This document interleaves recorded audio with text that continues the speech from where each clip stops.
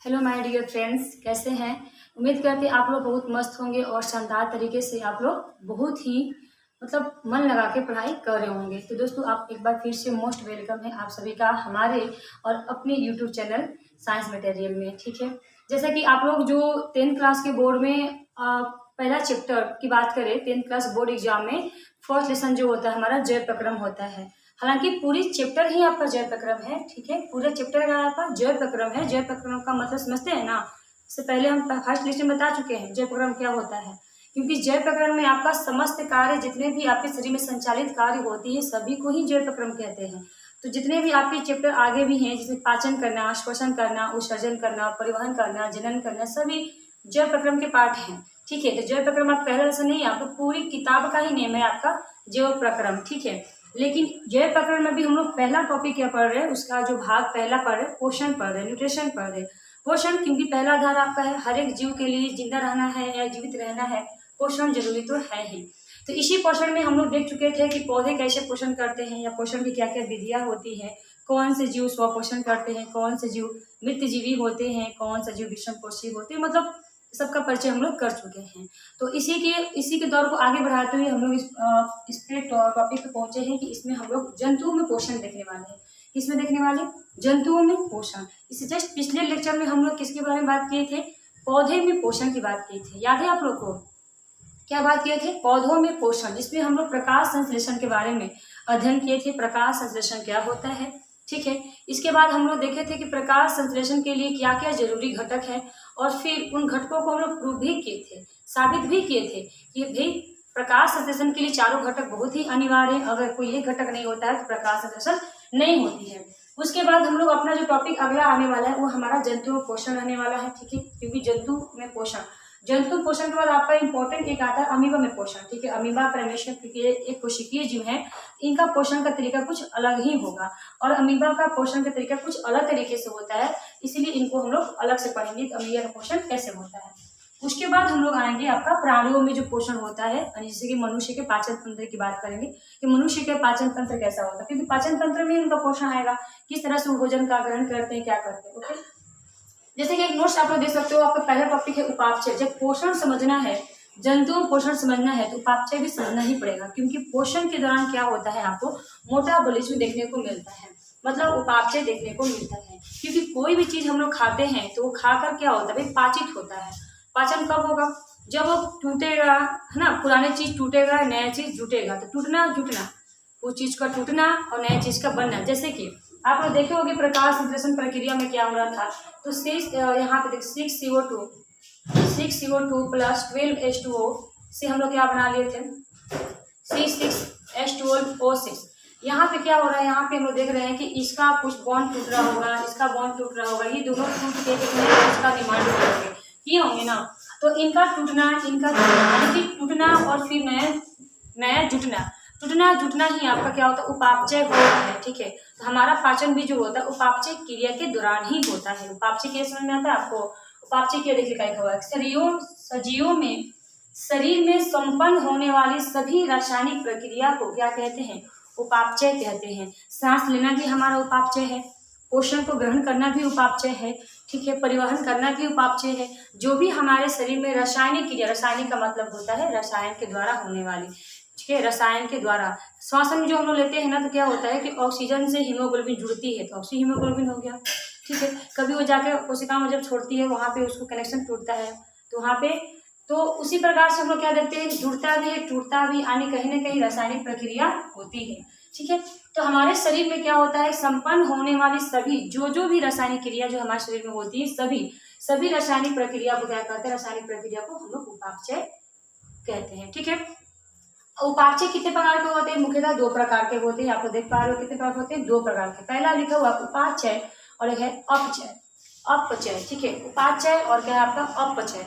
उपापचय क्या होता है? उपापचय आपका होता है इसमें अणु जुड़ता है। ठीक है, उपापचय क्या होता है? इसमें अणु जुड़ता है। और अपचय क्या होता है? इसमें अणु टूटता है, यानी जुड़ता है और टूटता है। कुछ नए चीजों का टूटना, मतलब पुराने का टूटना, नए का बनना। टूटना और जुड़ना ही क्या कहलाता है आपका? उपापचय कहलाता है। और बिना ये टूटने जुड़ने से आपके शरीर में कुछ होने वाला नहीं है, क्योंकि हम कुछ खाते हैं तो पहले वो टूटता है, टूट के फिर वो केमिकल जो भी कार्बन पदार्थ होते हैं कुछ नए बनाते हैं, बड़े अणु छोटे अणु में टूटते हैं, ठीक है, और छोटे अणु मिलकर बड़े अणु का एटीपी या ऊर्जा का निर्माण करते हैं। तो हमारे शरीर में ऊर्जा कैसे मतलब भोजन का पाचन कैसे होता है, कैसे ऊर्जा बन जाती है, ये सब किस पे डिपेंड करता है? आपका उपापचय पे डिपेंड करता है। क्योंकि उपापचय क्या होती है? एक रासायनिक प्रक्रिया होती है जो हमारे शरीर में संपन्न होती है, ठीक है। अब आपका दूसरा टॉपिक जो कह रहा था कि जंतुओं में जो पोषण के कितने चरण होते हैं, आपका प्रश्न देख लो कि कोई जंतु में पोषण होता है तो कितने चरण में संपन्न होता है। तो जंतुओं में पोषण के कई चरण होते हैं या निम्नलिखित चरण होते हैं या मुख्य रूप से 4 चरण होते हैं, ठीक है। कितने चरण होते हैं? 4 चरण होते हैं। वो कौन कौन से हैं? पहला अंतर्ग्रहण, पहला आपके पोषण, जैसे कि मान लीजिए हम जंतु हैं, हमारे जो हम जंतु हैं तो हम मेरे अंदर पोषण को ग्रहण करने की क्या प्रक्रिया है, कितने चरण हैं। तो सबसे पहले तो हम कोई भोजन लेते हैं, ठीक है, देखिए हम लोग दाल चावल कोई सब्जी रोटी होता है, पहले उसको कोर बनाते हैं या रोटी का टुकड़ा लेते हैं, फिर उसको मुंह में डालते हैं, ठीक है। ये आपको क्या कर रहे हैं हम लोग? अंतर्ग्रहण, मतलब अंदर हम लोग क्या कर रहे हैं? ग्रहण कर रहे हैं, उसको क्या कहते हैं? अंतर्ग्रहण। यानी कि हमें जंतुओं पोषण ग्रहण करने कितने चरण है आपके? मुख्य 4 चरण होते हैं। पहला क्या होता है? अंतर्ग्रहण। जब हम कुछ चीज को खाते हैं ना, डालते हैं अंदर शरीर में, अभी पाचन हुआ नहीं, बस डाल रहे हैं, ठीक है। जैसे आटा चक्की मशीन में क्या होता है? गेहूं डालते हैं तो ना पिसाएगा, तो जो चीज डाल रहे हैं अभी अभी पोषण मुंह में ग्रहण कर रहे हैं, तो मुंह में ग्रहण करते हैं कि नहीं करते हैं, उससे क्या बोलेंगे हम लोग? अंतर्ग्रहण कहेंगे, ठीक है। यहाँ में देखिए अंतर्ग्रहण, ग्रहण का मतलब होता है डालना अंदर, ठीक है, ग्रहण करना। जब अंतर्ग्रहण हो जाएगा तो अंदर जाने के बाद, ठीक है, हम लोग अभी बनाएंगे पाचन तंत्र का बड़ा सा फिगर बनाएंगे। अंतर्ग्रहण करने के बाद पता ही होगा मुंह में, मुख गुहा जो होता है उसमें दांत है, जीभ है, लार है, तो उसमें दांत के 4 टाइप के दांत होते हैं। भोजन को कूटेंगे, पीसेंगे, लार से फिर आसानेंगे, ठीक है, फिर उसको अंदर ले जाएंगे और अंदर जाने के बाद क्या होगा? उसका पाचन होगा। अंदर जाने के बाद क्या होगा? पाचन होगा। पाचन के बाद क्या होता है आपका? जो पाचन के बाद क्या होता है? भोजन इतना महीन इतना महीन इतना महीन पिस जाता है ना कि वो सूखने लायक बन जाता है। सूखने समझ में आती है, मतलब उसको एक तरह से जैसे कि पानी गिरा हुआ है, आप गद्दा रखोगे तो पानी, वो गद्दा क्या करेगा? सारे पानी को सोख लेगा। धुलकर वो नहीं सूखता, सिर्फ पानी को सोख लेता है, क्योंकि पानी बहुत पतला होता है और उसको आसानी से सूखा जा सकता है। तो हमारे शरीर में भी जो होता है ना, पाचन उसी को कहते हैं। पाचन का मतलब होता है जो भी आप जटिल पदार्थ खा रहे हैं उसको छोटे छोटे अणुओं में टूट जाना ही पाचन होता है, ठीक है। तो हम जो भी भोजन को अंतर ग्रहण किए हैं, पहले वो जाएगा हमारे शरीर में, तो उसमें आपको देखोगे आमाशय में जब हम पढ़ाई करेंगे तो देखेंगे कि आमाशय में 1.5 लीटर जो होता है आपका, 1 से 1.5 लीटर डेली एसिड अम्ल बनता है, जिसको हम लोग आम भाषा में तेजाब के नाम से भी जानते हैं। क्योंकि वो बहुत भयंकर होता है, इतना भयंकर होता है कि अगर आप इस हाथ में रखोगे ना हथेली पे, तो वो आपका आर पार भी कर सकता है, इतना भयंकर होता है तेजाब, ठीक है। और ऐसे तेजाब में 1.5 लीटर तेजाब में मतलब डेली का सिक्रेशन उसका होता है जठरांत में, जठर ग्रंथि भी कहते हैं इसको। वो जठर ग्रंथि यानी कि आमाशय में तेजाब भरा होता है, और ये जो भी हम खाना खा रहे थे उस तेजाब में वो 3 घंटा डूबा रहता है। अब सोचिए आपका ये यहाँ पे तेजाब रखने से ये बाहर गल के निकल जाएगा, वो खाने का हाल क्या करेगा, है ना। खाना आपका बिल्कुल भी सड़ गया होता है, सड़ के एकदम लेई बन जाता है, चिपचिपा लसलसा बन जाता है, ठीक है। और उसी को छोटी आंत क्या करेगी? पूरा मसल मसल के और छोटी आंत में से पानी एंजाइम भी निकलता है, तो पूरा मसल के चिकना कर देगी, एकदम महीन पाउडर की तरह। और सारे एंजाइम से जो पदार्थ निकलेंगे ना, और उसको पतला कर देगा, टट टाइप का, टट पानी की जैसा। मतलब भोजन को हमें एकदम पतला कर देना, इतना पतला कर देना है कि उसका अवशोषण हो सके। छोटी आंत में एक रोएदार होती है, छोटी आंत में 3 भाग भी होते हैं, एलियम, जेजुनम, ड्यूडेनम जो होते हैं, उसमें इलियम जो होती है ना, वो रोएदार होती है, अंदर में रोए निकले होते हैं, ठीक है। जो आपकी छोटी आंत होती है ना, जैसे कि आपकी छोटी आंत होगी ऐसी, जो छोटी आंत होगी ना, ये आपके अंदर से रोएदार होती है, तो रोए निकली होती है ऐसे ऐसे। जैसे आप तौलिया वाले देखिए, वो तौलिया में रोए निकली होती है, जो तौलिया हम लोग बदन पोछने के लिए यूज करते हैं नहाने के बाद, वो जो तौलिया होता है उसमें कैसे होता है? रोएदार। उसी प्रकार से हमारी छोटी आंत भी क्या होती है? रोएदार होती है। इसी को हम लोग बिलाई कहते हैं। ये हमारा क्या है? बिलाई है ना, इसकी छोटी आंत के जो रोआ होता है उसको बिलाई कहते हैं। ये क्या करती है? जो भी खाने का जो रस होता है ना, जूस होता है, उस सबको सोख लेगी, जितने भी सोखने लायक होंगे सबको सोख लेगी, ठीक है। सोखना, उसको अवशोषित करना भी बोलते हैं, ठीक है। सोखना को क्या कहते हैं? अवशोषित करना, उसी को क्या कहते हैं? अवशोषण प्रक्रिया कहते हैं। मतलब भोजन को अंतर्ग्रहण किए, फिर भोजन पाचन हुआ, क्या हुआ, कैसे हुआ, इतना महीन हो गया, उससे क्या हो जाएगा? अवशोषण हो जाएगा, ठीक है। यानी कि अंतर्ग्रहण और अवशोषण के बीच में बहुत कुछ होता है, वो हम लोग पढ़ेंगे, ठीक है। अभी तो बता रहे हैं आपको कि जंतु पोषण इतना आसानी से नहीं होता जितना कि आप सोच रहे थे। पहले उसका अंतर्ग्रहण करेंगे, उसके बाद वो इतना महीन पच जाएगा, इतना महीन पच जाएगा, उसका फिर क्या होगा? आपका अवशोषण होगा। अवशोषण होके वो जूस कहाँ मिल जाएगा? रुधिर में मिल जाएगा, हमारे रक्त में मिल जाएगा, ठीक है।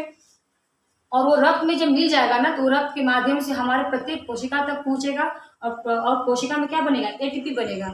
एटीपी समझ में आती है आपको, ऊर्जा, माइटोकॉन्ड्रिया में ऊर्जा बनती है ना, बोलते हैं पावर हाउस है हमारे माइटोकॉन्ड्रिया, ठीक है। तो ये आपका छोटी आंत में अवशोषण हुआ, लेकिन माइटोकॉन्ड्रिया कहाँ थी, हमारी कोशिका में थी।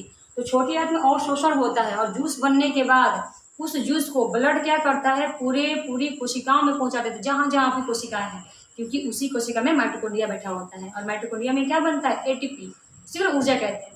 तो स्वांगीकरण का मतलब क्या होता है, जब इस पाचित पदार्थों से आपका जब एटीपी का निर्माण होता है ना, उसी को हम लोग क्या बोलते हैं, स्वांगीकरण कहते हैं, ठीक है।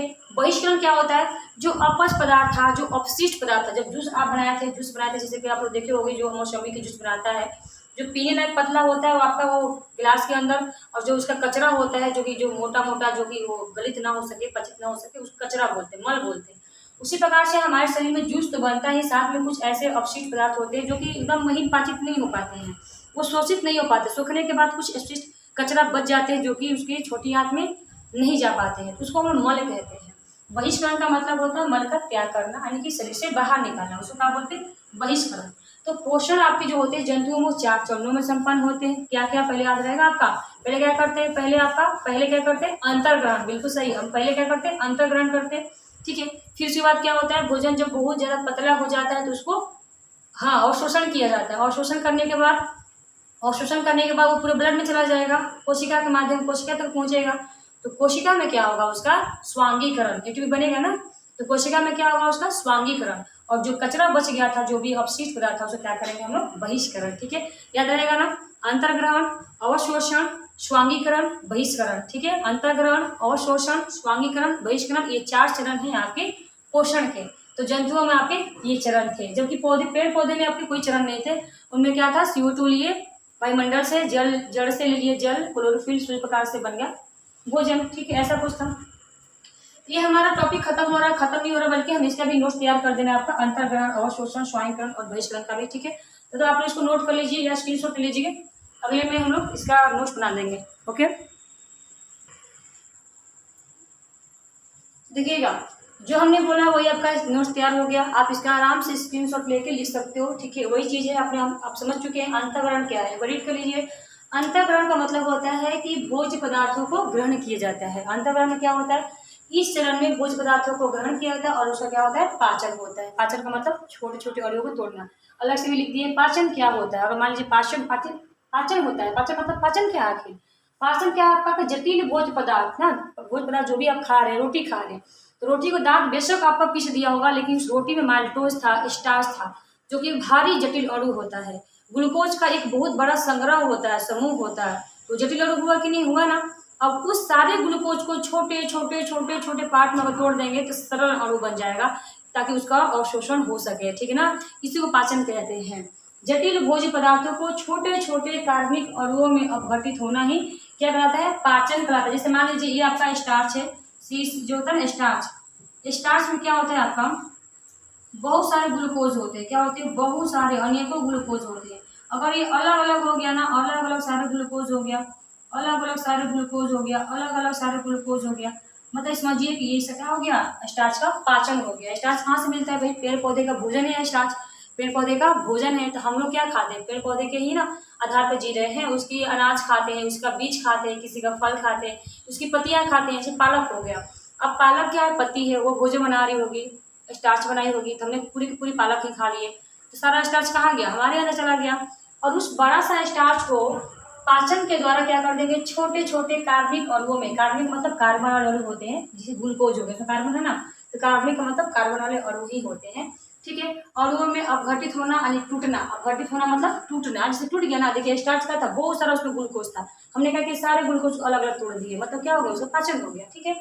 तो जटिल भोज्य पदार्थों को छोटे छोटे कार्बनिक अणुओं में अपघटित होना, टूटना ही क्या कहलाता है, पाचन कहलाता है। जब ये छोटे छोटे अणु में टूट गया, ठीक है, उसे क्या करेंगे अब नंबर 2 अवशोषण करेंगे। अवशोषण क्या होता है, पाचित सरल अणुओं को, जो कि पाचित सरल अणु हो गया ना, छोटे छोटे अणु का मतलब सरल अणु, सरल अणु का मतलब वो सड़ा हुआ अणु नहीं है, ठीक है। सरल का मतलब साधारण, ये छोटे छोटे अणु, ये हमारा सरल अणु हो गया, जटिल था अब ये सरल हो गया, ठीक है।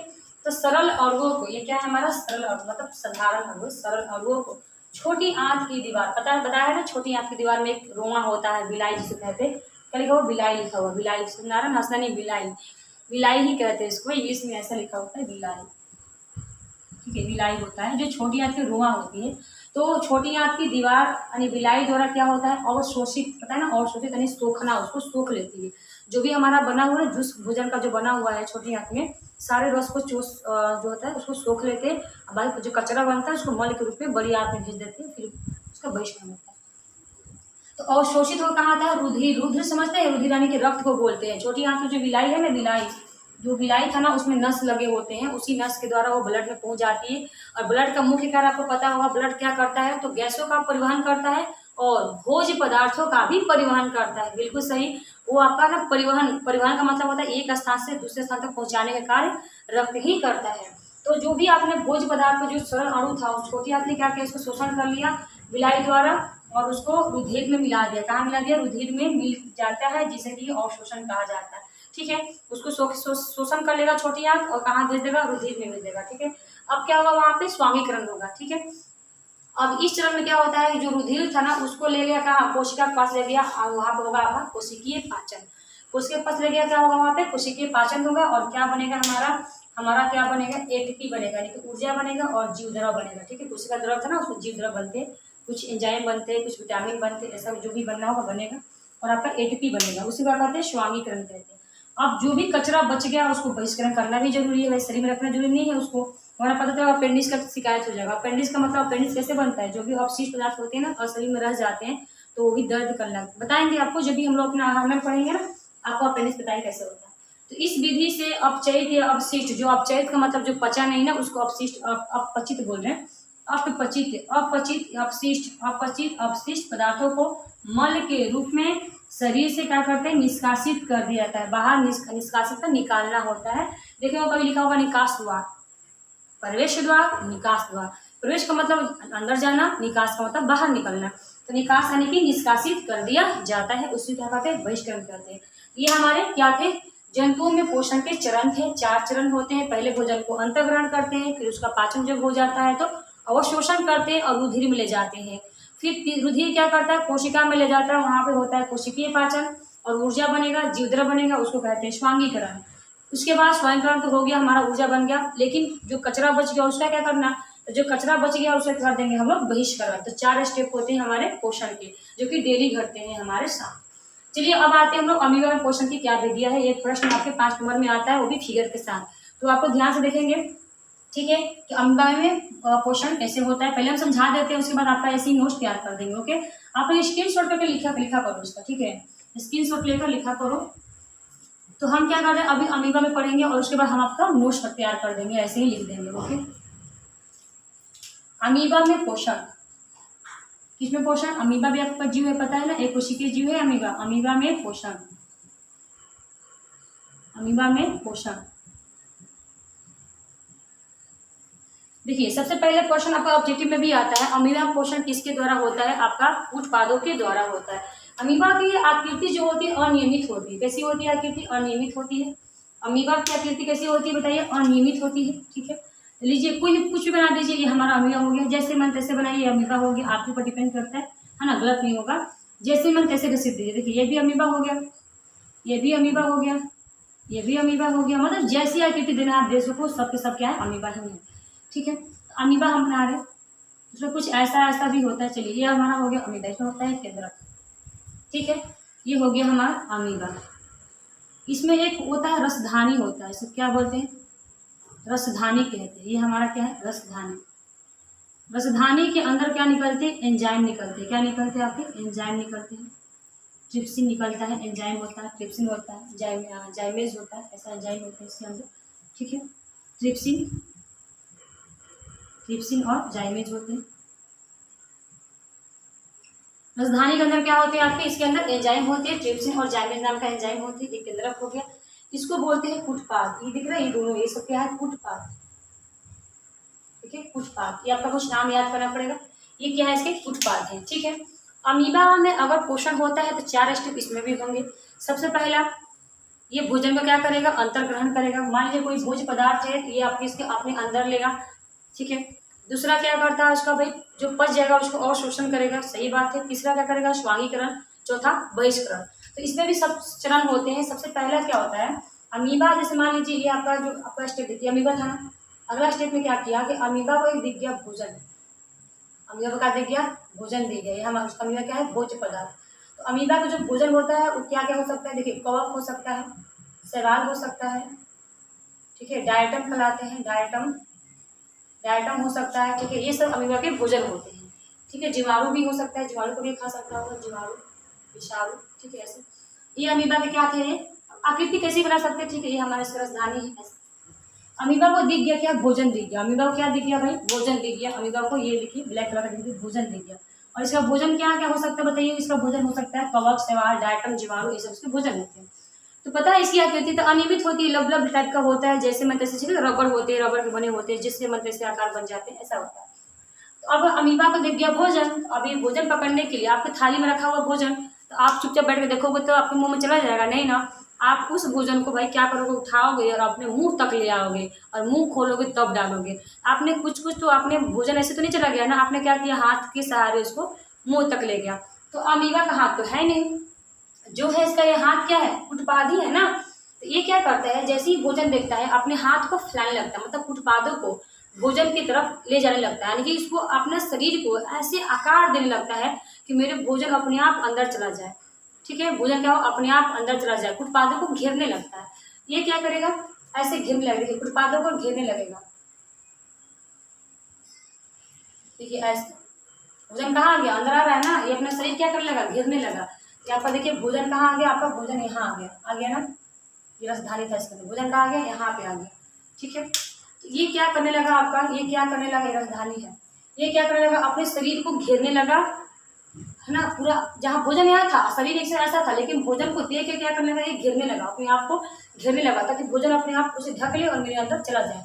जब ऐसा कुछ बनता है कप जैसा, बन रहा ना, कप जो बन रहा है ना, ये इसको कप कहते हैं।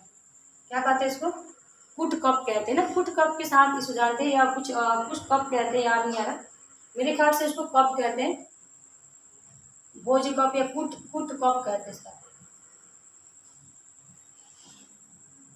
कप करने प्याले नुमा रचना बनाता है, क्या करता है इसको, प्याले नुमा रचना बोल सकते हैं, प्याले नुमा रचना बनाता है। क्या करता है, प्याले नुमा रचना, प्याला की तरह बनाना, प्याले नुमा रचना बनाता है ना, प्याले नुमा रचना बनाता है, प्याले नुमा रचना।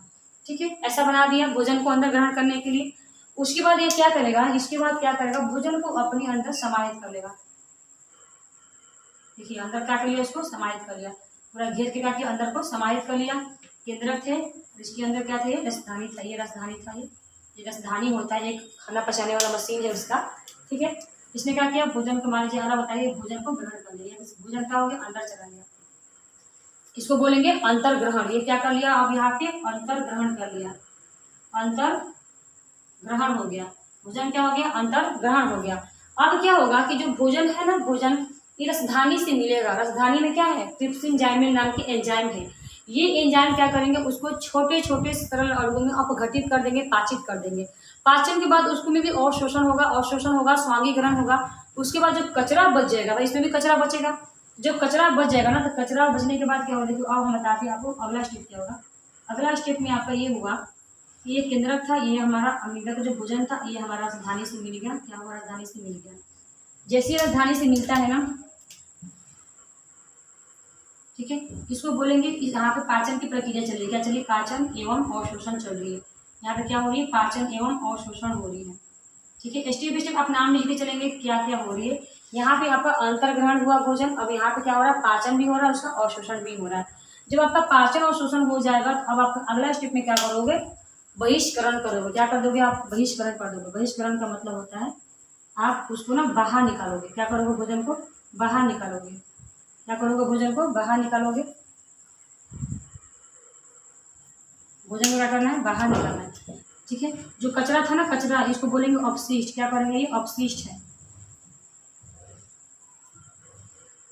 ये हमारा क्या है, अपशिष्ट है, अपशिष्ट है। जब ये अपशिष्ट देखो यहाँ पे पच गया, पचने के बाद क्या हुआ, पचने के बाद क्या हुआ, भोजन जब यहाँ पे आया, पचने के बाद क्या हुआ, एक कचरा बच गया, यानी कि क्या है, हमारा अपशिष्ट है। तो इस अपशिष्ट को क्या करेंगे हम, इस अपशिष्ट को हम बाहर निकालेंगे। क्या करेंगे, इसको हम बाहर कर देंगे, निष्कासित कर देंगे। ठीक है, आज समझ में आ रहा है कि नहीं आपको, क्या अमीबा पाचन की प्रोसेस है। ठीक है, कैसे कैसे भोजन का पाचन हुआ, आपको ऐसे ऐसे नाम लिखना है। ये अमीबा है, इसकी राजधानी है। यहाँ पे भोजन क्या होते हैं, कवक, शैवाल, डायटम, ये भोजन होगा। भोजन को क्या करना है, इसको शरीर अपना बदल लिया भोजन ग्रहण करने के लिए, प्याले जैसे कर लिया भोजन को, अब ये ग्रहण कर लिया, अंतर्ग्रहण कहेंगे। इस भोजन में अब रसधानी से मिलेगा तो बोलेंगे पाचन में अवशोषण हो रहा है। जो अपशिष्ट पदार्थ है उसको क्या करेगा, बाहर निकालेगा। एक लास्ट टिप और बना लीजिए, बाहर निकालने के लिए क्या करेगा, अपने शरीर को कुछ इसी तरह कर लेगा ताकि भोजन में रखा हो जाएगा, बाहर निकल जाए, कचरा क्या हो जाएगा आपका, बाहर निकल जाए।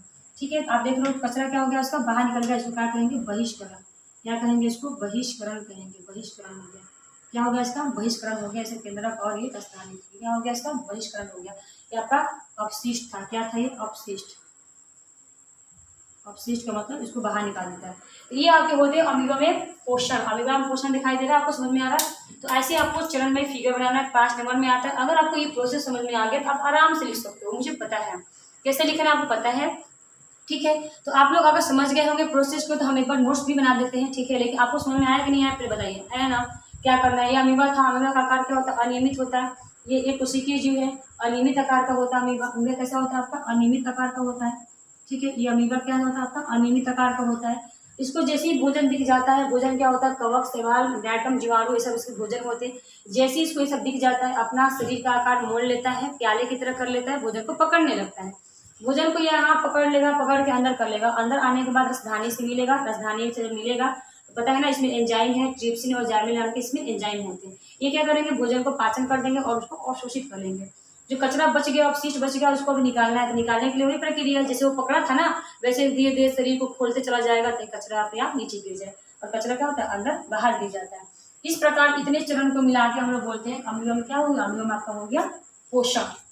ठीक है, इसको हम एक नोट्स बना देते हैं, आप लोग तब तक इसको समझिए, है ना। उसको हम एक हैंड राइटिंग में नोट्स बना देखिए।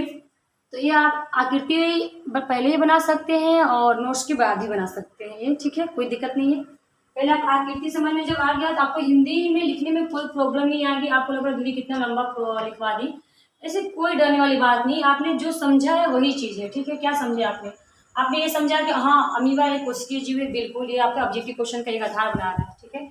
यहाँ से आपके एक ऑब्जेक्टिव क्वेश्चन बन रहा है, अमीबा कैसा जीव है, एक कोशिकीय जीव है। कैसा जीव है आपका, एक कोशिकीय जीव। इसको लाइक कर लीजिए, ठीक है। अमीबा एक कोशिकीय जीव है, इसका आकार कैसा होता है बताइए, अनियमित। यहाँ से एक ऑब्जेक्टिव क्वेश्चन बन गया, अमीबा का आकार कैसा होता है, अनियमित होता है। कैसे ही बना दीजिए, अमीबा बन जाएगा, ठीक है। अमीबा एक विषम कोशीय जीव है, देखिए तीसरा ऑब्जेक्टिव क्वेश्चन आ गया। अमीबा कैसा है आपका, विषम कोशीय जीव है, ठीक है। अमीबा एक कोशिकीय जीव है, ठीक। आकार कैसा होता है, अनियमित होता है।